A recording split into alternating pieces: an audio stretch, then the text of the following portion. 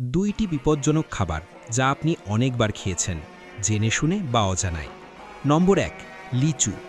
মাত্র কয়েক বছর আগে 50 জন শিশু লিচু খেয়ে তাদের প্রাণ হারিয়েছে। এখন আপনি হয়তো ভাবছেন, আমরা অনেকবার লিচু খেয়েছি, কিন্তু আমাদের কিছু হয়নি কেন? আসলে এই শিশুরা কাঁচা লিচু খেয়েছিল, যাতে সাইক্লোপ্রোপাইল গ্লাইসিন নামক একটি বীজ থাকে, যা আমাদের মানুষের জন্য অত্যন্ত বিপজ্জনক। তাই এখন থেকে কাঁচা লিচু খাবেন না।